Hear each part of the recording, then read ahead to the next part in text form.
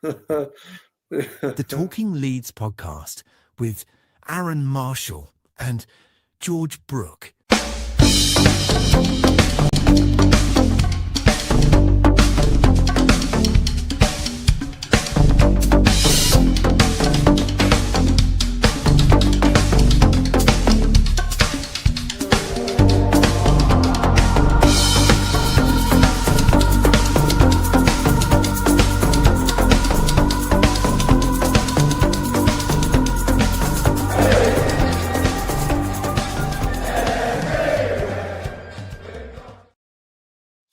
Hello and welcome to Talking Leeds with myself, Arron Marshall, and goodbye, Daniel is with us today. No one and only Mr. George Brooke. George is with us. Good morning, good afternoon, good evening, George. I know you're ready to rant about Mr. Farke, and we're going to open the floor because how many games does under pressure Farke have left? How many does Des? Do you like my German there? How many does you have left? George, it's been a difficult week, hasn't it, this week? Well, good evening and good morning, good afternoon, good night to everybody watching as well. Good evening to you, mate. I'm okay, but frustrated with Leeds United. And like I said, I changed my name there to Goodbye. Goodbye, Daniel is my name now. No, it really is not. But we've had a really disappointing week. Farke's been speaking sadly again today. And I said to you guys, nobody wants to hear him speak. Why is he still taking these press conferences? We don't want to know. And like I say, if you've got the opportunity, you might just catch a bit of it. And I did today. He's been talking drivel again, talking about all stats. Well, Daniel, we're 18th in the Premier League, mate. We've won one game in 6, and you're taking us right down to the Championship where you took us up from. So get gone. You're right. You're absolutely right, George. You're absolutely right. And for once, I agree with you, George. I just said to you, didn't I? And it took you a long time to come on my team, mate. I've been banging the drum since the start of the season. Yeah, listen, he's finding it difficult at the moment, is Daniel, isn't he? And I think the final straw for me was Sunday. The Villa game. I know me and Jerry have talked about it already on the pods, but it just was awful. It was self-destruct mode in the second half. And Unai Emery, masterclass, which I've said before. Unai Emery knows what to do. Quality, world-class coach. Outsmarted Daniel Farke. And he's still got this love affair with Brendan Aronson, which I still don't understand. And I think that is where the starting point for this pod must go, is Brendan Aronson, George, because for me, he's the most frustrating player Leeds United have ever had. He really is. And I don't know what Daniel sees in him, man. I don't get it. I really don't get it. He's got a real hold on him as Brendan over Daniel Farke. I don't know what it is. Do you? Well, I must say, before I get to that, Alama could probably outsmart Daniel Farke in terms of tactical nous in the Premier League match. You know what I mean? So Unai Emery is a fantastic coach, but I do agree with you that it was very much self-destruct on Sunday. The second half was absolutely atrocious. It was a different team from the first half, who I actually thought we did play very, very well in the first half. It was a completely different team. It was combative. We were aggressive. We got the goal, which was a scrappy one. It was a bit lucky, but we got the goal and we managed to defend it well. But in answer to your question, Aaron, I don't know. I mean, I've seen, a couple of funny things online really recently. And, you can do, AI is good in parts, it's not in some parts, but I saw somebody, you can get these apps where you put two photos together and then they end up kissing and whatnot. Somebody had put it together with Aronson and Daniel Farke. I really don't understand the obsession with Aronson, particularly about playing him on the wing. I mean, if you're going to play him at all at this level, it's a 10 position, isn't it? Now, I've seen an interview with Brendan Aronson himself on an American podcast, and he was asked, what is your favourite position? What position do you actually play? And I don't think he could really answer it properly. And he probably doesn't know. Farke doesn't know. Why the hell are you playing him on the left or the right wing or whatever? It doesn't make any sense. I know it doesn't, and I think when Dan James come on and Willie Gnonto come on, I think that pace from James, which clearly obviously the goal chalked off, and James is involved with that. Gnonto, you had that little directness. You had two players in Willie and Dan who come in and challenge down those channels and have got pace. They've got that little bit of physicality in Gnonto as well. I just don't understand why he's not. I just don't get it. Brendan Aronson has got something over Daniel Farke. I have no idea what, but it is frustrating now. When he had a good game. What was the game? He had a brilliant game. And when was it? Was it this time? I think it was the last. Was it the last one? Not the last one. Not Forest, because it No, it wasn't Forest. It were another match, wasn't it? That he West Ham. Sorry, where the West Ham. Yeah, that's it. Scored. Yeah. He scored, didn't he? Yeah. And he assisted the Nemecha goal at Forest as well. To be fair, but I think ultimately, I mean, King Lemon saying he ate a dump truck. I'm not surprised, mate. I mean, we're all at that level, aren't we? With this Leeds United team, just shoveling anything down his necks to get rid of the thought of the team. I mean, it's horrendous at the moment. And Brendan Aronson, I mean, okay, at the championship level, but he was all right, wasn't he? But that's probably his level. I think you can't, particularly if you're playing him on the wing. I mean, what are you doing? What needed to happen on whatever the heck of the game was, Aaron, Sunday, was, bin Aronson, put Dan James on, and put Willie Gnonto on as well. And that's what, and I don't, there was a fan who approached the technical area. I don't, you do not do that, fans, Leeds United fans, any football fan should never go and approach a manager. But you could see people around from where I was sat in the Kop, they were, when the crowd starts saying make a sub, I could hear it. Yeah, you could hear it. It's clear as day. When the fans were saying that, they can see it. Why he couldn't see it, I have no idea. And it's incredibly frustrating, George, that we've got to this stage now where the 49ers are dead silent. They're not saying a word. You would have thought because of and the crowd as well, George. And I know it's different when you're watching it on Sky. But the crowd on Sunday at the final whistle, it was very deflated. It was very, we've given up here. Yeah. It's normal when you got I predict a riot on and you get all this, it's bouncing, and even if it's a defeat, you still clap them off. But fans were walking out dribs and drabs. It was awful. It was that when it's getting to this stage, Aaron, and we've followed Leeds United for years, and it comes to this point. When it's come to the end of a tether with a manager. It just feels very much like this now. It's all doom and gloom. People are not happy, and they're starting to just almost accept that this is how it is, and it's not how it has to be. Daniel Farke can go, it can be rejuvenated, a win, bang, we're up, and a win at Ellen Road soon, and it gives us the confidence. And people are dribbling in, hi to Keyline and David Lofthouse says, the next 3 games are going to be miserable. Of course they are, David. What else is it going to be?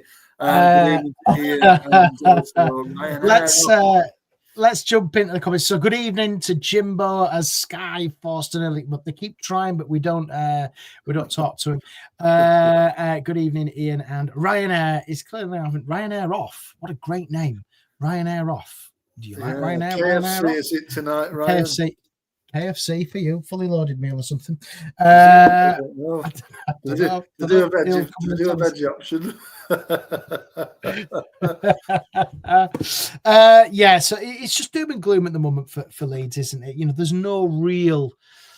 I don't want to talk about the next 3 games because they're just awful.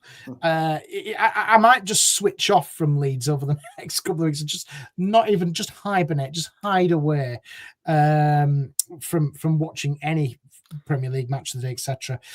They've got Manchester City away on Saturday. I don't even want to know how I don't even want to predict it because it's just going to be awful. Chelsea midweek, and I don't even want to be. Chelsea, by the way, it looked fab. I'm going to swear then. I will say fantastic midweek in the Champions League. And I know Liverpool, blah, blah, blah, they're out of form, but Leeds will not beat Liverpool at Ellen Road. If they do, I will eat a T-shirt live on this podcast. Well, I will eat my words, but it won't happen, and I don't care. It just won't happen. When Leeds are when somebody's out of form, the best team to play is Leeds United, and they'll sort it out. They'll give us a good hammering. That's what I'm saying. I mean, Man I don't City, want to talk about them. I don't want to. It's just awful. Man City have lost 2 in a row, obviously last night. Yeah, and then listen, against that's Newcastle. fine, but they will give us the biggest hiding we have ever had. It will set Premier League records. It'll be more than 9-0. It'll be 11. We've already been beaten 7-0 there a couple of years ago, weren't we? Yeah, it'll be worse this time. It'll probably be around that sort of scoreline because we're all envisioning it. I mean, to be quite honest with you, Arron, I hate to say this because it's our team and we don't want them to lose, but we kind of all are kind of hoping that they might do that because that might be the only case where the 49ers might go, right, you're done right now. But the 49ers, I don't think they're smart people. They'll go, well, Leeds aren't supposed to beat Manchester City at the Etihad. Leeds aren't supposed to beat Chelsea at home or Liverpool at home because they're too good.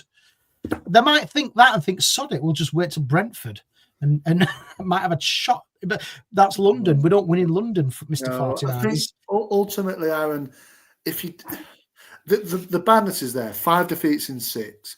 If you continue it on, it'll be 6 in 7 come Saturday night.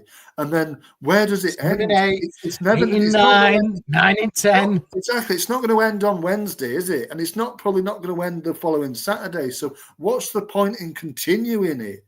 And more than so, we're delving deeper into the relegation zone and further away from 17th position. What's the point? Everybody can see it. Literally everyone in the whole vicinity of Leeds United can see what's going on and can see what needs to change. And all it has to be is for them to say, right, you're done, Daniel. We've got a new man in. And to be fair to them, Arron, they might be waiting for to cross the I's and dot the T's. Sorry, the other way around, dot the I's and cross the T's. On a new manager to come in. That might be what they're waiting to do, and then just completely go bang. Keep the comments coming in, guys, because we do read them and we'll put them on because I think, when you guys put comments on, it really makes our job easier because there's some fantastic comments coming in. Good evening to Clive, regular to the show. He says, we don't want a new manager to come in straight away. I really don't care, Clive. But George, he's got a good point there because if a new, let's say Brendan Rodgers as an example, comes in, he needs time to work because, you've got 3 games in the space of 8 days or whatever it is. Mm-hmm.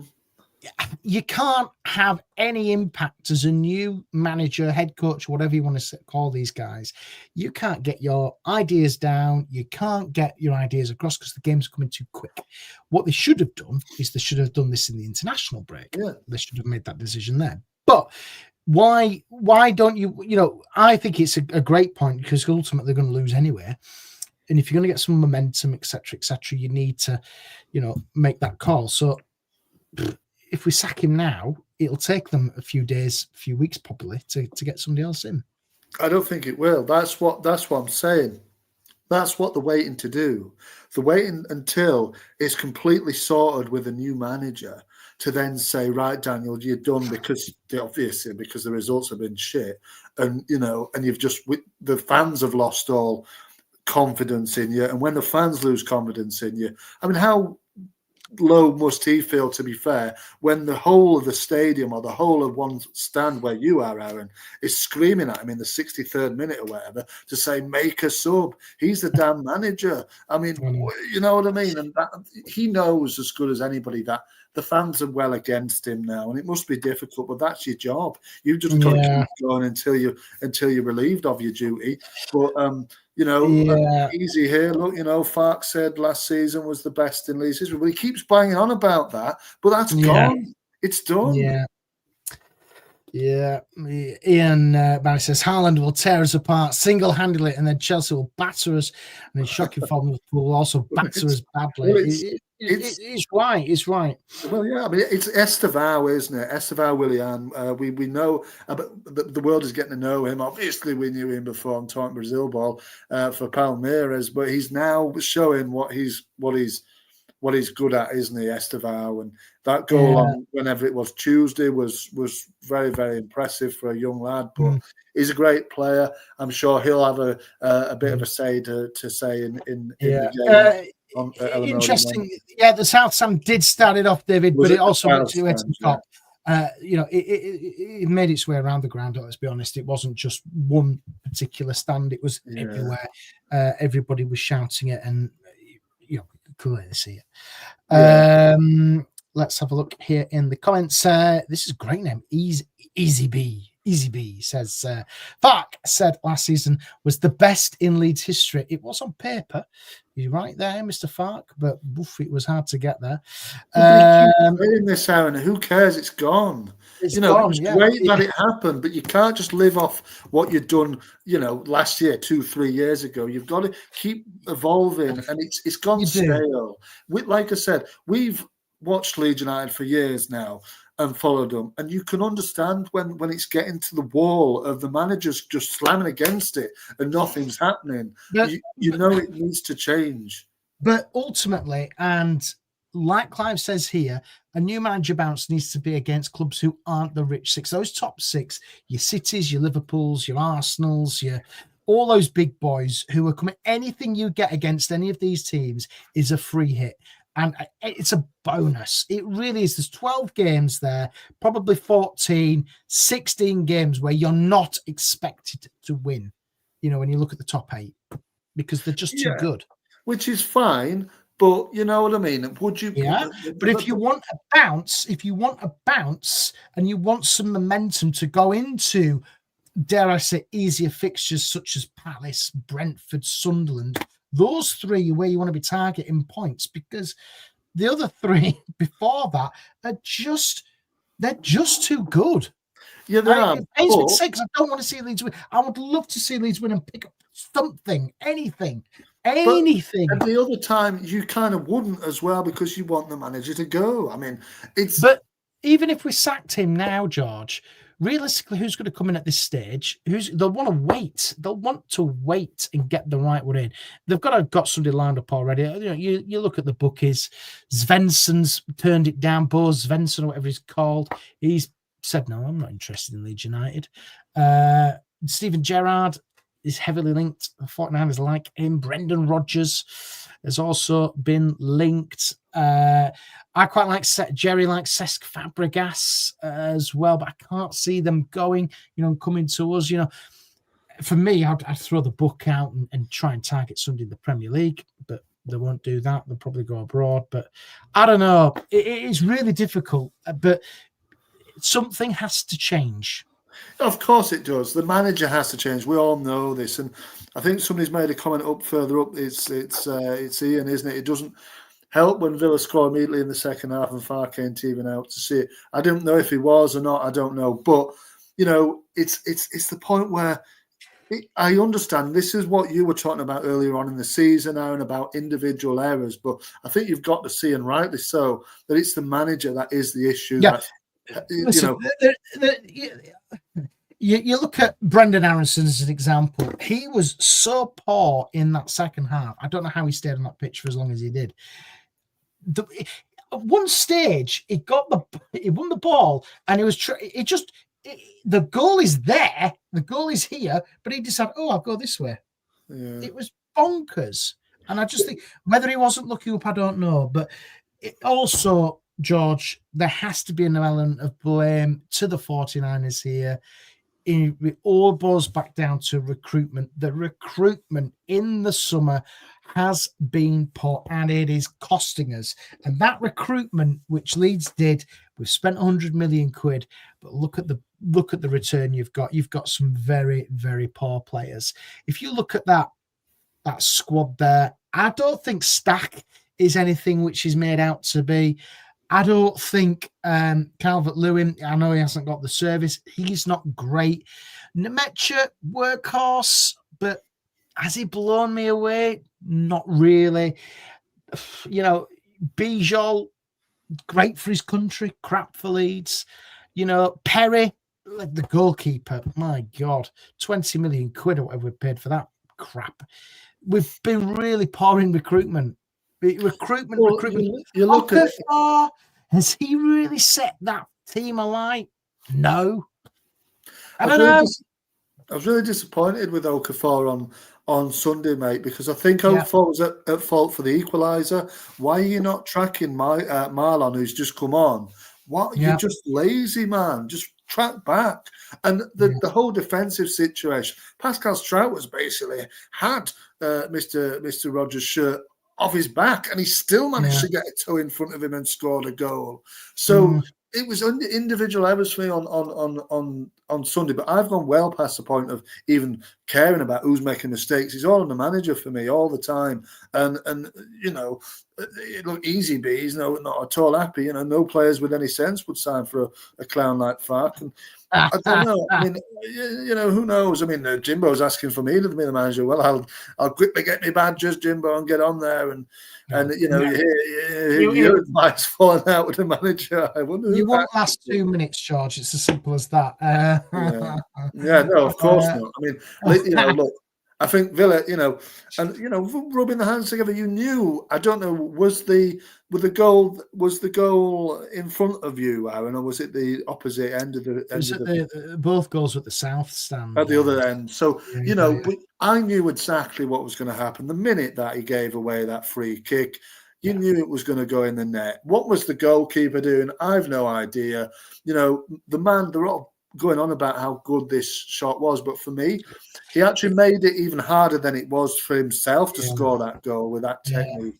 I mean, he could have just bent it round the wall. It would have been easier. Because again, did you see where bloody what's his name was standing? What the fuck? The wall was there, and he stood over here. It's like, go on, man, just pass the ball into the net.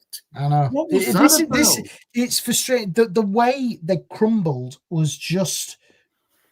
I've never seen anything like it. It stunk of the playoff semi-final game against Derby. It really did. It was up there for me, how they just completely collapsed. They were on top in that first half. The first half, George, that physicality really getting stuck into them was right. Do you know what? Yeah, I like this. I quite like it. Yeah. It was good.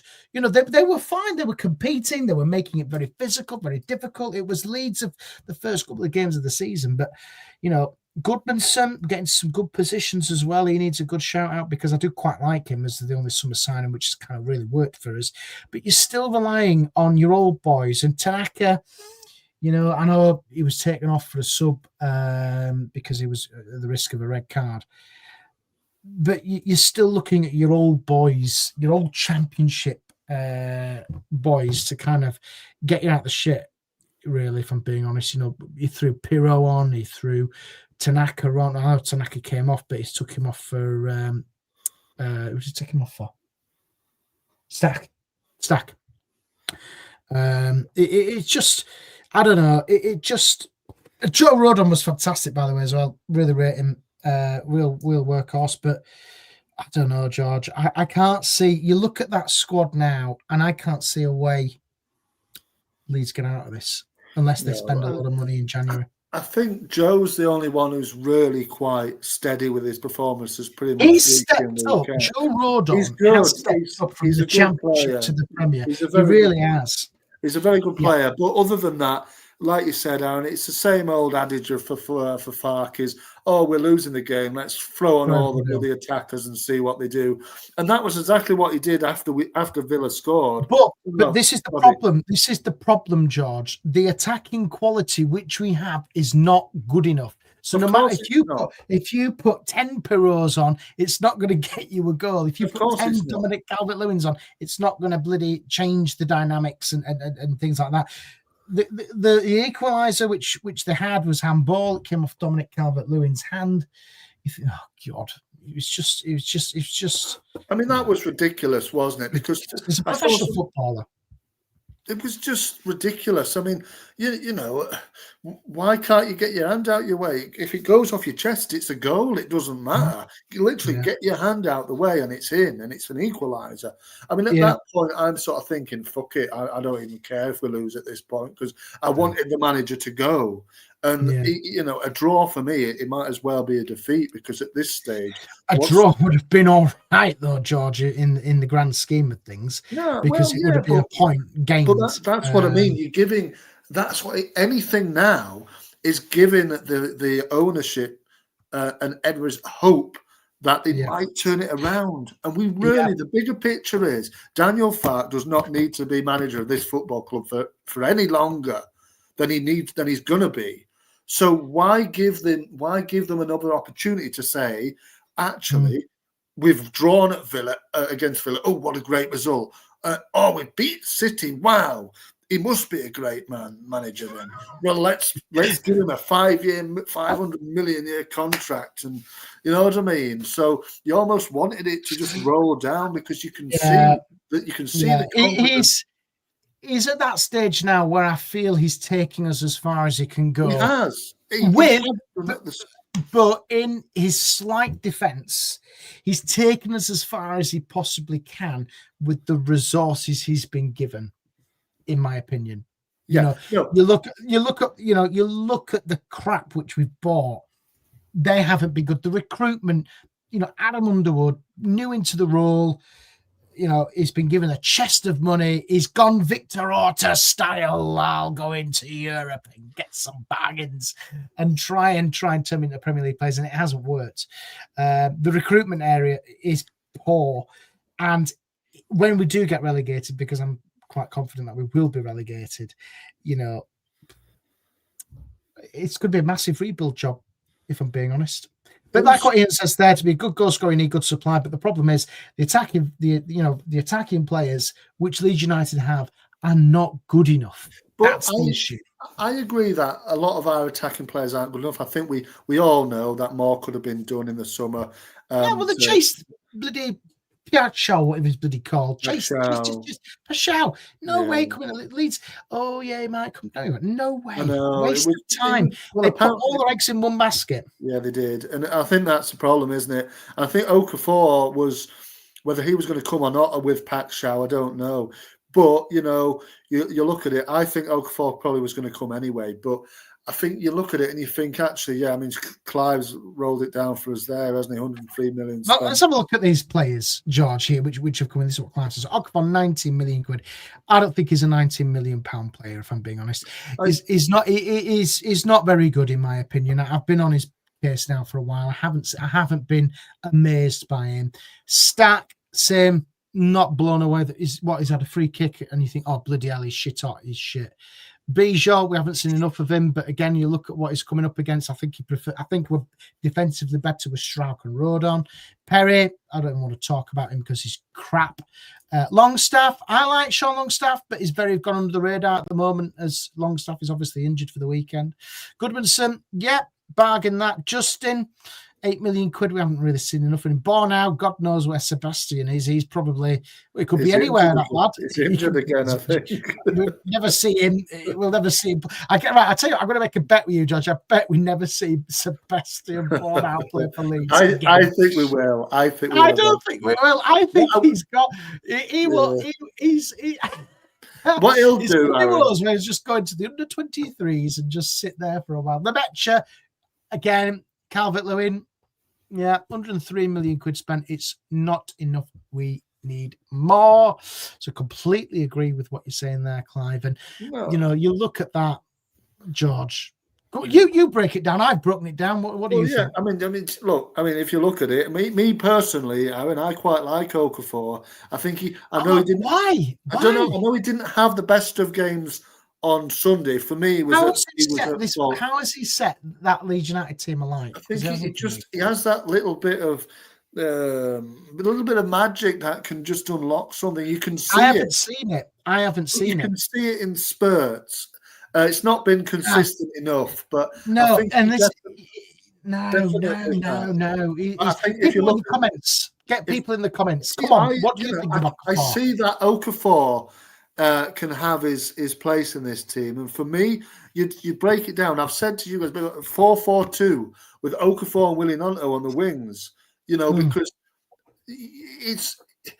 you can see him and Willie giving that little bit of flair about the team, a little bit of creativity that it's completely lacking with like Dan James and Jack Harrison, say, on the wings. It's rubbish. But look at Stack. I'm not fully convinced. Biol probably end up going out on loan when we get relegated. It'd be another one of these. Who's that? Who'll go on? Biol.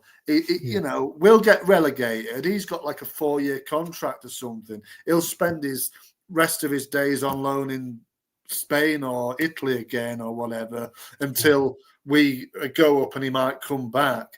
Yeah. Perry, not really convinced either, to be fair. Longstaff, similar, but he's had some decent games. Goodmanson, I agree, Arron is probably the best one out of the lot. Justin, haven't really seen much, like you said, now. I don't think we'll see much. I actually quite like Nemecha now. I thought he had a decent game against Villa, really. Got the goal, 2-2, he gave it all. He gave it his all. He's a very limited player. But, we're not playing to his strengths. The physicality is what he brings, isn't it? He's very physical. He's a big boy, and he puts his... And he didn't know much about the goal, but he's got to be in there to get it. And, Calvert-Lewin is Calvert-Lewin. He's injury-prone and not very good, so it could have been a lot. I do think Calvert-Lewin is there's a good player in there, but you look at the service which he's getting from Brendan Aronson, and I don't buy it. That's another thing as well. I'm a big advocate of mental health and things like that, but listen, if you mental health is a big thing, and men, in particular, men should talk more and more and more about it. I'm a big advocate for it. But when Daniel Farke plays that mental health card, think about Brendan and his mental health. I'm sorry, he's a professional footballer. He needs to be making better decisions. And I don't use that card very often. I think it's bollocks, which he's saying, because I do think, let's just play mental health. Like, playing the mental health card does not work for Brendan Aronson. He's just not very good at what he does, in my opinion. I think personally, Brendan does have his place in the side, but I don't think it's as a winger. It's definitely not. He needs to play as a 10 or just not at all, really. If you look at Brendan, we paid 25 million quid for him. He should be a 35, 40 million pound player now. Well, he should, yeah, but he's clearly not. He's clearly not. But if you follow that process of developing that talent and enhancing it, blah blah blah blah blah, he should be a 40, 45 million pound player now, and he's nowhere near it. Well, he's nowhere near it, is he? And he's in and out of his national side, and he's not good enough really for the Premier League level, is he? He's not good enough if we want to keep progressing and going up the Premier League. Really, I think if we go down, or when we go down, more likely, likes of Aronson will probably stay on, won't he? Because let's be honest, who will want him at a higher level? And he already knows the Championship. He's already played there one season. He did okay. I mean, Clive is in a little bit of reminiscent dreaming mode here. I mean, we don't want Pablo just because he started to do well in a second division Spanish side for 7 or 8 games. Yeah. That doesn't make him a Premier League manager, does it? And Liam Cooper then comes in as sporting director once he hangs his boots up. Who knows? I mean, We could dream. Liam Cooper is currently at Sheffield Wednesday. I don't think we want to dream that. That's a nightmare situation, Arron, really, isn't it? Just because Pablo was a great, manager, player for us, which he was, doesn't necessarily mean he can come back and be a coach with Berra, does it? I mean, he's doing all right at the moment. He's doing okay. It's Spanish second division, mate. Yeah, Pablo needs to go and learn his trade. That's the best thing for him right now. Go and learn his trade. If he could take them up to La Liga, then let's have a little talk about it. But ultimately, he needs to learn his trade, do his trade over in Spain, and keep doing what he's doing. I just want to touch on what Ian says. £103 million could have bought us 2 or 3 class players. I completely agree. But you had to do some kind of, reconnection of the squad. You had to rebuild the squad a little bit from the team that came up. You had to go out and buy some players, didn't you? It was just unfortunate. They've messed it up again, really, by the look of it, with the players that they've got in. I mean, it's ridiculous how you can get it so wrong, really. But when you're trying to do it on the cheap, you can't survive in the Premier League. I mean, we need to go out in January and buy at least 2 or 3. I don't think they've done it on the cheap, George. I think they've just the recruitment has been so poor. Yeah, the recruitment's been awful. They haven't had a real plan. If you ask me, I think the plan that they've tried to do is they've tried to buy physical type players who are going to make it very, very difficult for teams to try and break us down. But we're being caught out. You look at how we're playing at the moment. It's just an open door. That's why I worry over these next 3 games because. And like Clive says, Ipswich spent 150 million and they were awful. I mean, and they Look at Sunderland. Look at Sunderland. Yes, it can work. Right. I mean, Sunderland have gone in with the Nottingham Forest kind of mould where they're just throwing money and buying whoever's breathing and then see who works. You know what I mean? Yeah. But it's a better way than trying to pick out crap. Basically, I mean, it's the team is very limited. Our team. Particularly with the attacking options. And that's what worries me. Defensively, it's falling apart now as well. And so where do you go from here, really? The manager will cop it in the next, God knows however long he will do. Whoever comes in, has got to find some new ideas. But some of the lads just need defreezing basically from the squad, like Sir Willie Nonto and Dan James, like you said, why not play them guys? They're amongst some of our aces in the pack. Why are you not bothering with them? And bin off Brendan Aronson, get a couple of nice players in January, and you can just try and rebuild it and try and do enough to stay up, and then because you don't want to go back down to the Championship. Who survives this team if we go down to the Championship, Aaron? Because a lot of them will jump ship, like I said, the likes of Biol and all the rest, probably try and get loan moves away, It depends what's in the contract. I think I would hope that the 49ers don't have those stupid clauses. I'm sure they won't. They will have something where there will be a release clause in the majority of the new, those new kind of players. I do think there will be, some clause. We don't know what it is. So who stays? I'd love to see Goodmanson, but I think he will get, he'll get scouting. He'll go. Who else? Dominic Calvert-Lewin in the Championship. Would he want to stay there? I can't see him. His wages will be a stumbling block for him, if I'm being honest. He's on one of the biggest high-paid players at Leeds. Who else? Okafor, he won't stay around. So you can see Sean Longstaff hanging around. I can see him doing a bit of a shift in the Championship, but I don't know. We're not at that stage yet, George. We're not at that stage yet. Plenty of games to go. It's Yeah. only One November, thing, and I know we've kind of ranted for the last 38 minutes or whatever about Farke, but what got me as well is when I got into my car, and I got into my car, put Radio Leeds on, and he's talking. For oh God, here we go. He says that we've got to play teams around us at Ellen Road, and 6 more wins will be enough. Do you agree with Daniel on that one? 6 more wins. 6 wins. We've won 3. We've won out of 3 out of 12. Where are those 6 wins coming from? And a couple of draws as well. He says there's a couple of draws here and there. Another 12 games, 24 games in, we've got 6 wins, and then 30, another 12, 36, we've got, another 3, we've got another 3 wins. It's not going to happen. I can't see this happening. Unless he's deluded, man. He's gone, and he's just talking crap. He's just talking and talking, bringing up shit all the time because he knows he's done. He knows he's done. But I think, well, first of all, 6 wins isn't going to be enough to keep you in the Premier League. You got to get to that magic 40. That's the safe kind of guaranteed Premier League safety, isn't it? 40 points. I think only one team have been relegated on anything above 40 in its entire history, but 40 is generally the one that you're looking at. I just don't see where Leeds will pick up any more points, if I'm being honest. You know, you've got Brentford away. Well, it's London. We don't do that. Sunderland away. Well, Sunderland are flying. I know they'll have a load of half the teams pretty much off to the African Nations Cup, but I don't think that'll matter, if I'm being honest, because they've got momentum.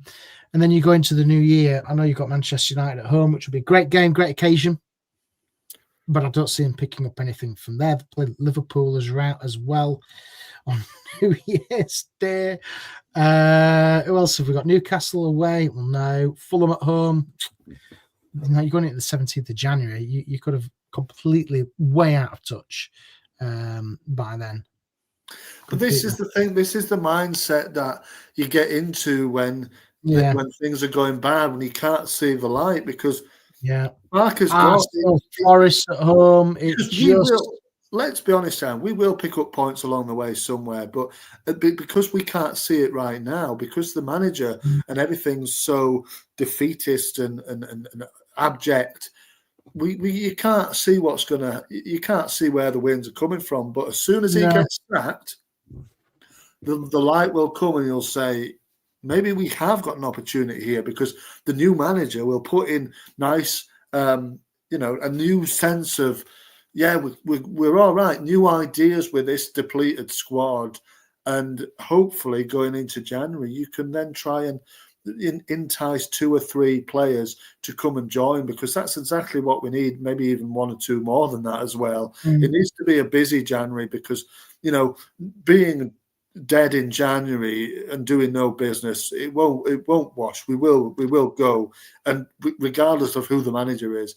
And I don't want Brendan Rodgers, because Brendan Rodgers plays a similar kind of dead kind of football as Daniel Farke does, and it's just dead boring. And like Peter says, he says criminal missing out on Daesh and Nuno, and we all feel doomed at the moment, don't we? Good evening, Peter. Yeah, I think a complete great comment there. Missing out on Daesh and Nuno's really hurt us. Clive, you're clearly smoking something funny. You can see something with like Simon Grayson or Sam Allardyce coming in if Farke goes. He's already been. No, Sam Allardyce is knackered now. He's quite happy doing his podcast, Clive. Yeah, Sam Allardyce will not manage. It's long gone. So go then, George. We'll move on to Tanaka time in a bit. But who do you really want then? So you're very keen for Farke to go. You know who I want to come in. Who do you want to come in and take over the managerial post? Well, you see, Aaron. And I, some people say, what you're smoking down there. But I would say, for me, if you're going to ask me right now, who the manager I would like to see is. And I did a video on it, and it wasn't probably because I was up, God knows, and I just got the sort of the idea that this man might be an idea, and I know he would never be, but and Aaron, that I love the Brazilian game and the Brazilian Football League and all the rest of it, and it is a man currently managing in there, and he goes by the name of Fernando Diniz, who is manager of Vasco da Gama. He did manage the Brazilian national side as well a couple of years ago for a short time. Well-renowned, won the Libertadores with Fluminense a couple of years ago as well. Really, really well respected. Similar in the way to Bielsa, so you would like him, Aaron.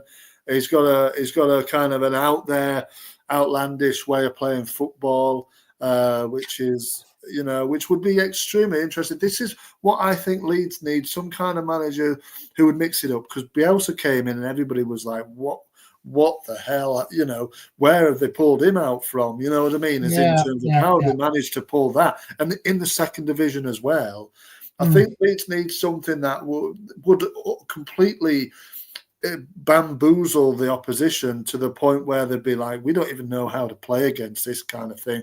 Revitalize it with real innovative kind of football, and this is kind of what's it called, relationism football, where it's more of not a structure as such.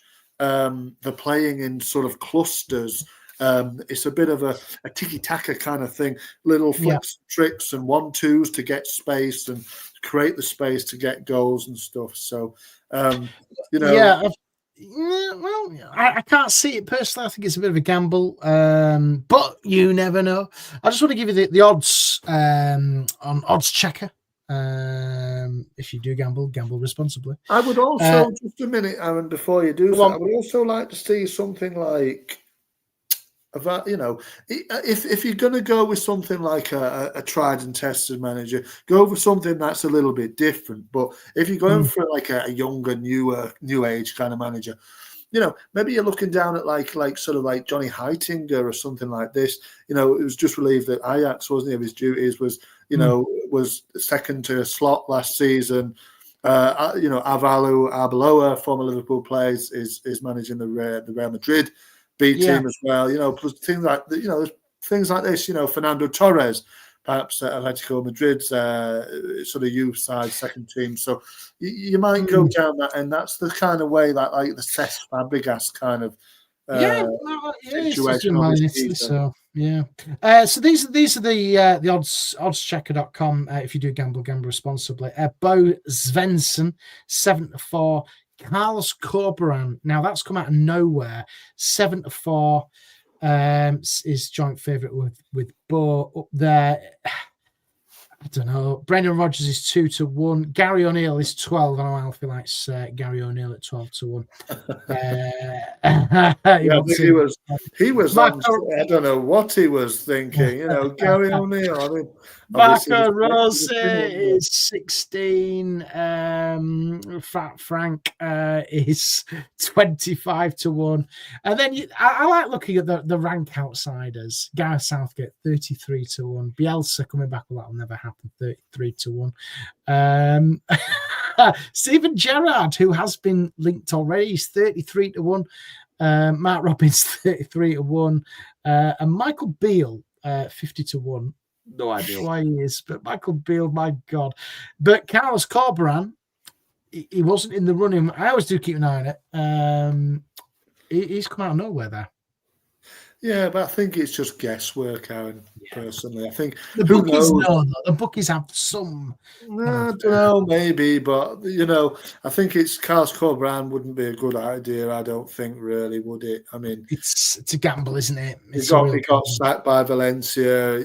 You know, he's all right. He's proven at the Championship level. Are they thinking, well, if we go down, he can come back? Well, why don't you just keep Daniel Farke there if you know you're going to get relegated and come back up? You know what I mean? You know, Marco Silva out of contract at the end of the season, which I don't think. I think that's way too ambitious for our sort of ilk at the moment. I think he's too much of a household name. Really, is Marco Silva now in in the Premier League, or Russell Martin, Peter? I don't know. I mean, Clive said he'll take Carlos Corberan, and I don't know too much. I don't know. I don't really know about, Carlos. I don't know. I think that,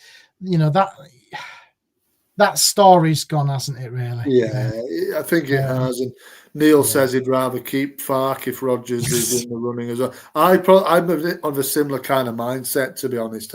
I don't think it'll improve that much. And I think we do need something of a, it's hard to know what they need, isn't it? But I think they just need some new ideas, some new, I think maybe they do need like just something completely different. When we had fucking Paul Heckingbottom, and then they brought in Bielsa, and it was like, wow, like you need something to get the fans back excited, and Bielsa, even though a lot of people at that time probably didn't realise who he was, as soon as you look him up as like, wow, well, how on earth have we managed to get him in the second division? And I think they just need an outlandish kind of appointment, and there's quite a few going on here, to be honest with you, up and down the English leagues. I know in the Championship there's been a couple of strange appointments, and even in Celtic, it works. It's kind of works. Middlesbrough, they appointed the young, is he Swedish? The young Swedish lad, and you think what who was suggested that? It's just been They'll look at data. They'll look at all that. It's very data driven at the moment. It is, yeah. But I think what on earth? And then at Celtic, they're going for the Columbus Crew manager, and you think, how? Who's told who about that? You know what I mean? And you just think, what? Whose idea was that? Yeah, I just want to jump into the comments. Just Clive says on Carlos, the basis of what was in Carlos does as a coach, we have no idea of these. How tight the 49ers are, he will have to be out of work. Yeah, I can't see them going. No, I think the manager will be out of with the next manager. Yeah, we need a coach. A true training ground coach. It must be the Hawk. God, is a PE teacher now. Is David Hawker? He is, a young up-and-coming manager, new ideas rather than someone who's been there and done it. Yeah. See, this is why I'm sort of thinking, like Johnny Heitinger or something like this, because he's obviously a relatively new manager and he's still learning his trade. He was assistant manager at Liverpool. And you think, he's been at West Ham, I think, or Villa, I think it might have been. I can't remember. One of the two. He's been manager at Ajax, and you think, could he cut his teeth in a Premier League side like Leeds or whatever? And I know Richard is probably again having a laugh there, but Klopp until that would be great. But even with Klopp in charge, I don't think he'd get the best start of Brendan Aronson. Klopp will never be that, would he? But I think what we need a coach. I think you've got to get somebody in who's going to make these players better. Right, let's do this, George. Right, Tanaka time this week. George, what's caught your eye? Well, it's the manager, and he needs to be sacked. You know what I mean? I cannot shake it. I cannot shake it, Aaron. He needs to go. It's his time to go. Right. Go away, Daniel Farke. Is the only Tanaka time there has to be today is get rid of the damn manager. And and also, and it just has to be that. I mean, we talk about Red Bull links. What about the man who, sacked at Bragantino? Fernando Seabra, long, servant with RB Bragantino. He's got Red Bull links as well. He's out of a job. Where you just think, what's going to happen here? But Tanaka, Tanaka, whatever, play Tanaka more, you damn idiot, Daniel Farke. That's the Tanaka time. Fucking play him more, and get more out of him. Of course, Peter's going on talking about that invading fan, and if we want to talk about that, I mean, however old this man was, 60-odd-year-old man, why are you going to accost somebody else on a football pitch where there's thousands and thousands of cameras? How stupid are you, lad? You know what I mean? Do you know, it was actually Peter. It was going to be from me, Tanaka time. Listen, nobody should ever do that. It's just stupid. There was just where and how he got past the away dugout to Daniel. I know Daniel said, I didn't see anything about it, but he literally got up to his face. I don't know, it's just stupid. I'll tell you why I didn't see anything about it. I'll tell you why I didn't see it. Because it was right. Because he's fucking blind. Maybe his hair was in the way.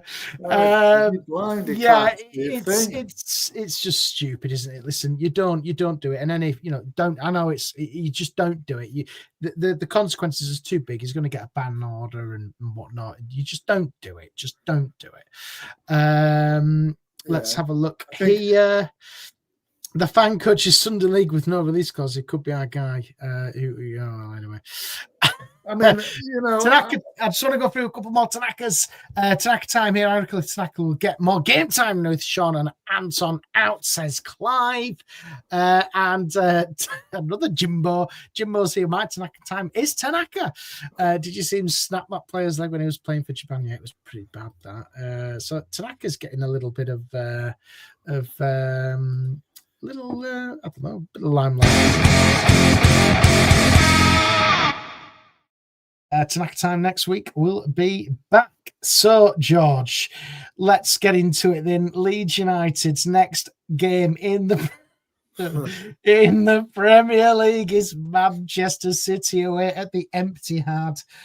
Oh, we've got to do it because we do it all the time. We've got to think about what the predictions are, and I don't really want to know, but we have to do it because it's what we do. What are you thinking for this one? Yeah, look, I mean, I think we're almost, like I said, we don't want a Leeds United loss, but I think when it comes to it, Aaron, we're going to have to accept that Leeds are going to lose this one. And I think we're all quite happy to take a big scoreline as a defeat if it means the manager needs to go. And every single time, Jimbo's saying 6. We can't afford our goal difference. Can't be hammered. I'm saying I think it'll be 10-0. To Man City, and I'm just saying because, and I'd hope at that point they would say, "That's it. We're not waiting any longer." In the table. We're going to get slapped. We're going to get it, because Haaland obviously enjoys Leeds, doesn't he? Born in Leeds and all sorts. He doesn't give any grace to Leeds when it's on the football pitch. And I think and I couldn't believe this when I looked at it earlier. He scored 14 goals this season. The next one down to him on the scoring charts has 1. I mean, it's incredible. So in essence, Aaron, if we can somehow, if the Sunday League level players like Pascal Struijk and whoever else, Jayden fucking Bogle, who's been awful for like the last couple of months, unfortunately. Players like that, a Sunday League level goalkeeper like Lucas Perry and go, how on earth if they can somehow manage to keep Haaland quiet, then maybe, I hate to say this in a way, but maybe we do have an opportunity to potentially drag something out. Do I think would I be happy? Obviously, yes. But ultimately, I'm strongly in the camp of any win now will just delay the obvious anytime. And that will be, of course, like we spoke beforehand, Aaron, it'll be about it's a Jesse at Anfield moment if we beat them at the Etihad on Saturday. I do not have any optimism for this game. I have 0. In fact, it's in negative numbers, if I'm being honest, -10, in terms of, if I'm going to put it on a Likert scale. But, I'm looking at the comments which are coming in. 6-0, says Jimbo. I presume that's to Manchester City. Haaland, will probably all of them.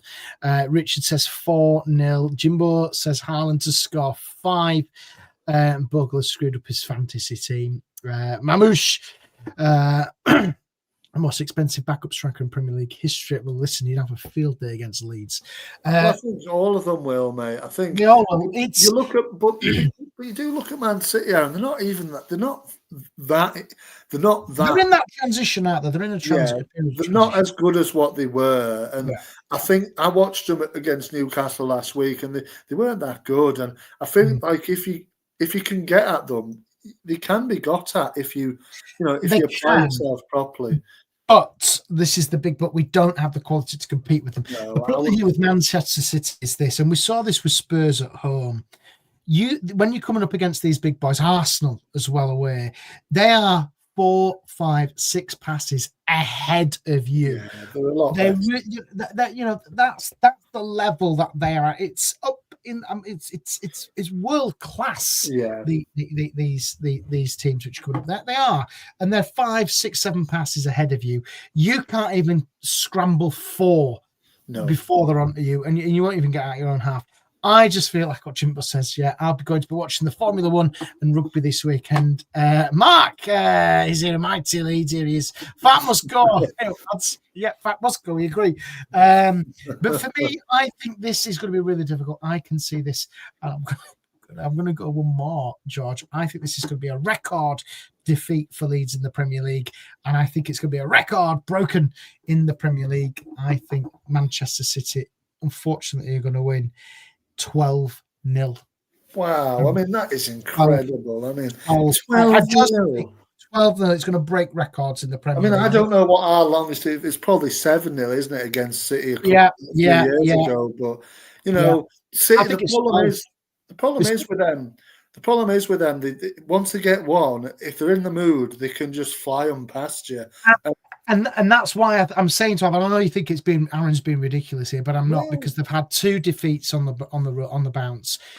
Whoever, whether it would have been Leeds, Burnley, Sunderland, Manchester United, anybody who was going to come up against Manchester City next is going to get a hiding, because they will be in the mood to put their season right. And I know I'm not on the vodka and Red Bull. I wish I were. I think they'll be. I think they'll be well.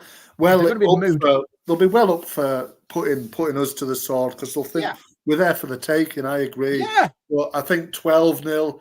That's a bit ambitious, really. It isn't when they're in the mood. The thing is, though, we'll collapse. What we will do is, this is how we'll set up. We'll play defend. It'll just be, we will not be in their half whatsoever. No. It'll be just constant pressure. Haaland's going to have a field there. He's going to think he's lucky stars, because he's going to get a massive bonus on Saturday. He's going to be getting a bonus and a half. Well, that's it. It's because it's all about goal bonuses. You know what I mean? Yeah, he's going to get. Oh, do you know what? He's going to get himself a nice new motor after. He could probably get 2 or 3, couldn't he? If it's 12, I assume he might get at least 6 or 7 of those goals. I know the budget's been on this year, but I'll tell you what, Rachel Reeves, you want to tax him. You want to just tax him when he plays Leeds. Tax him. Take all his earnings. Take his bonuses, because I'll tell you what, he's going to be sky high. He could sort the bloody, tax him. Anyway, but yeah, it's going to be bad. It's going to be bad. It's not going to be good. I will watch it, but I'll just watch it and weep and just weep and have a beverage or 2. Just 3 o'clock on a Saturday. But listen, I do hope that Leeds give something to the travelling fans, because the travelling fans deserve a performance from Leeds, especially away from home. I do hope that they turn up and give them some form of a game, but I'm just optimistic. I think we went to City at the end of the season. We got relegated with Sam Allardyce, Arron, and this was very much the sort of forecast for this game. Your batterings, and in the end, we only came out with a 2-1 defeat, and I think we actually played quite well that day. But yeah, I mean, this is obviously, there's a lot more to play for in our turn. We're not even anywhere near relegation now. It's very much salvageable.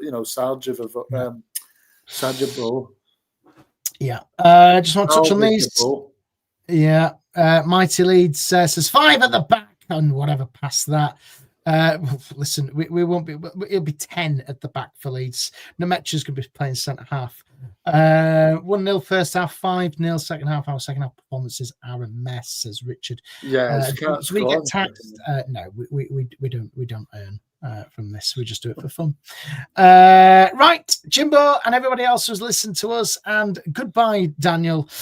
Thank you to everybody who's listened. Don't forget to give us a share, give us a like, and give us a subscribe. Me and Jerry will be back. I don't even want to say it, but I have to say it. Jerry and I will be reflecting on the cricket score. I know the Ashes is topical at the moment, but it is going to be a cricket score with this one on Saturday. So me and Jerry will be back giving a match reaction to the dreadful performance. I'm just getting it in there now. Even if Man City, what's the odds of Leeds winning? Farke's off. Leeds won't win. They won't win. It's crazy. So yeah, we started at 6:30, so you can have to go back and catch up on us. Right, goodbye, Daniel. Goodbye, George. I enjoy your weekend. I can't wait for your WhatsApp messages on Saturday. I really, really can't.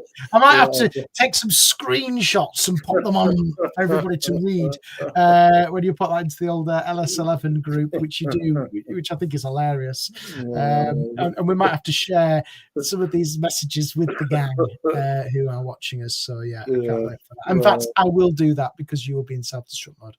Yeah, probably, as always. Right. Thank you to everybody who's listened and watched. And don't forget as well, give us a like, subscribe, and all that nonsense. And we will see you, regrettably, next week for a debrief. See you next week. See you later, guys.